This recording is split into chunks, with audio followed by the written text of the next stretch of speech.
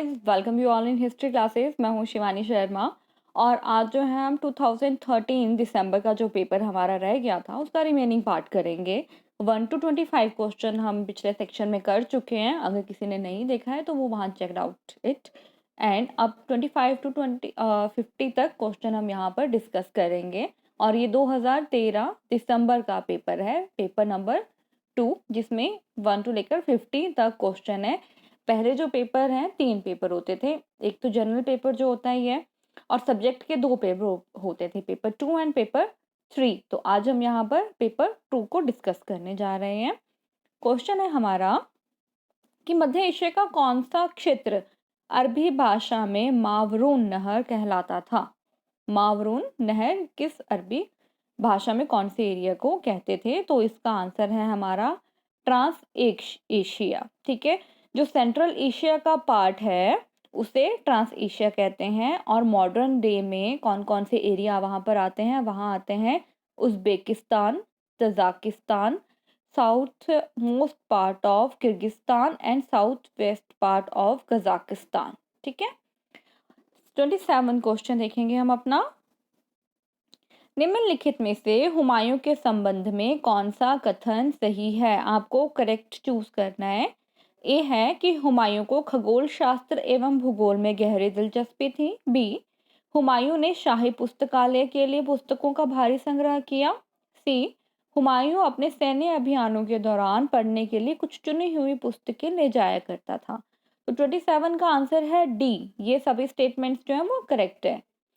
Question number 28, दीन इलाही प्राथमिक रूप से था। क्या था दीन इलाही? दीन इलाही जो क्या था वो रिलीजियस प्रोपॉइंट था मुगल एम्परर अकबर के द्वारा और ये हुआ था 1582 AD में।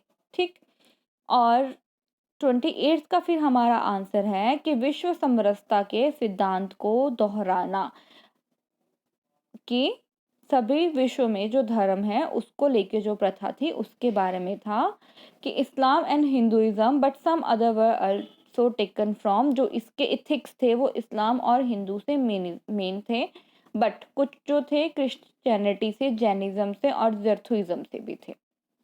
29 क्वेश्चन, सामान्य आंकलन के अनुसार 16वीं तथा 17वीं शताब्दी में भारत की ग्रामीण जनसंख्या का क्या प्रतिशत था? तो 85% थी ग्रामीण। ठीक, 29 का आंसर है डी।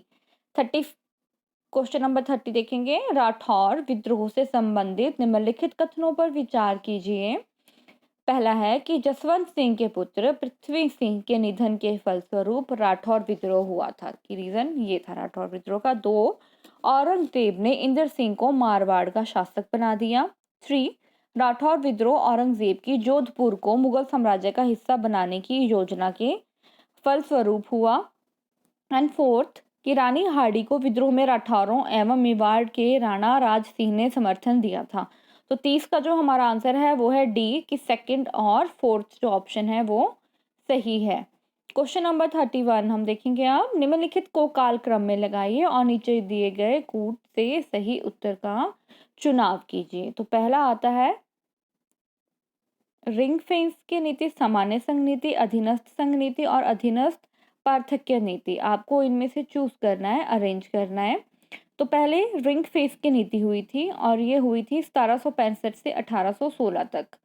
ठीक है, उसके बाद हम आती है अधीनस्थ पार्थक्य नीति। अधीनस्थ पार्थक्य मतलब पॉलिसी ऑफ सबॉर्डिनेट आइसोलेशन, ये 1813 से 57 के बीच में थी। नेक्स्ट है the policy of subordinate union. Policy of subordinate union मतलब अधीनस्थ संघ नीति।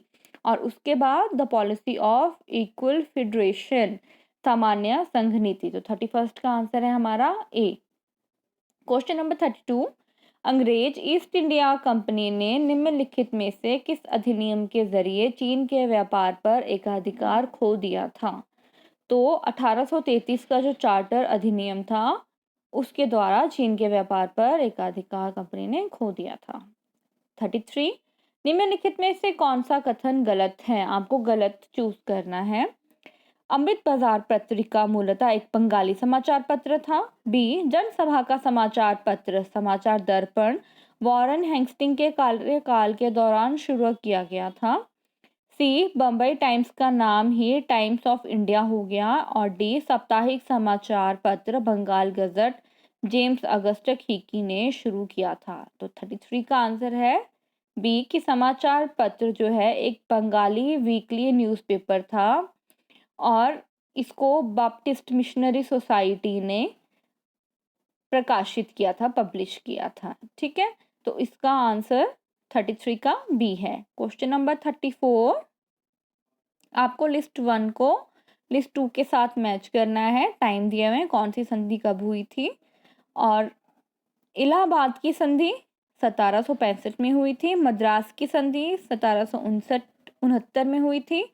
पुरंदर की संधि हुई थी 1776 में। और मंगलौर की संधि हुई थी 1784 में। तो इसका आंसर है हमारा सी। 35, नीचे दो कथन दिए जा रहे हैं। प्रथम को अभिकथन और दूसरे को तर्क कहा गया है। आपको बताना है इसका आंसर कौन सा सही है कि उपनिवेशवाद की संक्रमण प्रक्रिया 1757-1856 लगभग एक शताब्दी से चल रही थी। कारण था कि इंग्लिश ईस्ट इंडिया कंपनी ने उन तमाम क्षेत्रों पर कब्जा कर लिया जो प्रत्यक्षता उनके नियंत्रण में थी। तो 35 का आंसर है ए कि ए सही है पर आर गलत है। क्वेश्चन नंबर 36 कि 1857 के विद्रोह में कृषकों के भाग लेने का मुख्य कारण था। क्या कारण था कि असाधारण रूप से उच्च राजस्व की मांग। बी, राजस्व नीति ने कृषकों को ही नहीं अपितु देश के कुलीन लोगों का भी विनाश कर दिया। सी, नई राजस्व नीति के लाभार्थी भी संतुष्ट नहीं थे। तो 36 का आंसर है डी कि सभी ये रीजन थे 1857 के विद्रोह के कृषकों का। 37 में भी आपको लिस्ट को मैच करना है। ठीक है, सर सैयद अहमद खान की मृत्यु कब हुई थी। 1898 में हुई थी उनकी मृत्यु। और मदन लाल ढींगरा ने लंदन में कर्जन विली की गोली मारकर हत्या की थी 1897 में। 1897 में नहीं, इनकी 1909 में की थी। तो सी है आपका। चापेकर बंधुओं ने क्रूर प्लेग आयुक्त रांट और ले आयस्टर की हत्या की थी। उन्होंने 1897 में उनकी हत्या की थी। और डी, जॉर्ज 5 के सम्मान में दिल्ली में राज सिंहासन दरबार आयोजित किया गया था। इसका आंसर है 1911 में किया गया था ये। ठीक, नेक्स्ट क्वेश्चन देखते हैं हम अपना 38। नीचे दो कथन दिए हैं और अभिकथन और तर्क हैं, आपको आंसर बताना है। अभिकथन है कि मैकाले का विधि आयोग जो 1860 में गठित हुआ उसने भारत के पूर्वीय निरंकुशतावाद की धरती के विचार को मिटा दिया। कारण क्या है इसके पीछे कि समता और न्याय को निरंकुश शासकों के अंध और कठोर न्याय के विकल्प के रूप में देखा जाने लगा था। तो 38 का हमारा आंसर है सी कि दोनों ही सही हैं और ये आर ए की सही व्याख्या है। क्वेश्चन नंबर 39, लिस्ट आपने मैच करनी है। बहराम जी एम मालाबारी ये पारसी समाज सुधारक थे। डांडो केशव कार्गे नारी मुक्ति से थे रिलेटेड। और उसके बाद है हमारा कंडुकारी वीरे शिंगलिम, ये क्या था, ये विधवा पुनर्विवाह अभियान से रिलेटेड थे। और गुरजादा अप्पा राव कन्या शुल्कम। तो 39 का आंसर है ए। 40, निम्नलिखित में से कौन जस्टिस पार्टी से संबंधित नहीं थे। तो इसका आंसर है तनगुटुरी प्रकाशम जो है जस्टिस पार्टी से रिलेटेड नहीं थे। 41, क्वेश्चन नंबर 41, नाभा और जिंद के शासकों ने रणजीत सिंह की अधीनता स्वीकार किए जाने के प्रतीक के स्वरूप में उन्हें क्या भेंट किया था। तो उन्होंने कीमती उपहार दिए थे। 42, उस पत्रिका के नाम का चयन कीजिए जिससे गांधी जी संबंधित नहीं थे। तो गांधी जी इंडियन मिरर से नहीं संबंधित थे।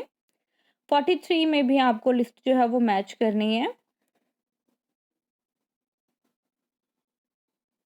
अच्छा, देसी रियासतें और उनको तोपों की सलामी का अधिकार ये देखना है। सांगली जो रियासत थी उसके बारे में है कि सांगली 9, ठीक है। ग्वालियर इसके 21 मतलब 4, धौलपुरी 15, कच्छ 17।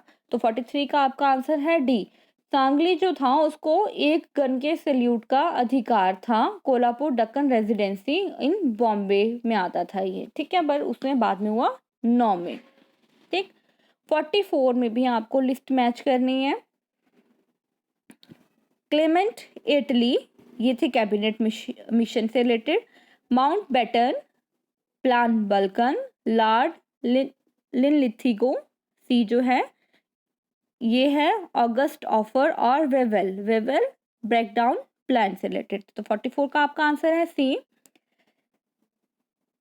45 क्वेश्चन कि निम्नलिखित में से वह कौन सी आसन्न समस्या थी जिसका सामना भारत को स्वतंत्रता प्राप्ति के तुरंत बाद करना पड़ा था? विभाजन के पश्चात सीमाओं का व्यवस्थापन, सिविल सेवा कार्मिकों का विभाजन, सैन्य परिसंपत्ति का विभाजन और सांप्रदायिक एवं शरणार्थी समस्या।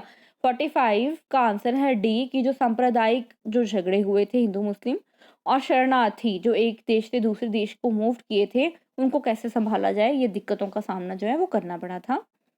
क्वेश्चन नंबर 46 आपको मैच करना है लिस्ट को। लूसियन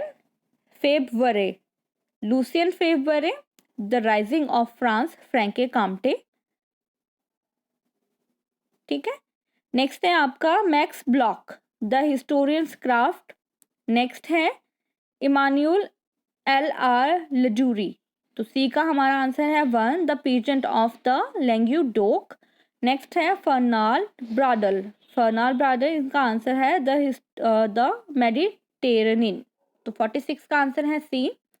नेक्स्ट 47 कि इतिहास लेखन में प्रगति का विचार निम्नलिखित में से किससे संबंधित है? तो वो है प्रबोध से संबंधित। नेक्स्ट है 48 समग्र इतिहास की संकल्पना निम्नलिखित इतिहास लेखन विचारधारा में से किससे संबंधित है? तो 46 का आंसर है हमारा सी, कालवृत्ति विचारधारा, द अनल स्कूल से रिलेटेड है ये। 9th है 49 कि गुटनिरपेक्ष की नीति के प्रमुख निर्धारण क्या थे या था? तो 49 का आंसर है ए कि दोनों ही, ए और बी, नस्लवाद का विरोध और राजतंत्र का विरोध। 50th क्वेश्चन है the cold war and its origin नामक पुस्तक का लेखक निम्नलिखित में से कौन सा है? डैना फ्रैंक फ्लेमिंग, 1893 और 1980 तक ये एक अमेरिकन रिविजनिस्ट हिस्टोरियन थे और ये ऑथर थे इस बुक के। तो 50 का आंसर है हमारा सी, D.F. फ्लेमिंग, डैना फ्रैंक फ्लेमिंग। तो इसके साथ ही हमारे रिमेनिंग पार्ट कंप्लीट होता है और प्लीज़ आप चैनल को सब्सक्राइब करना ना भूलिएगा। थैंक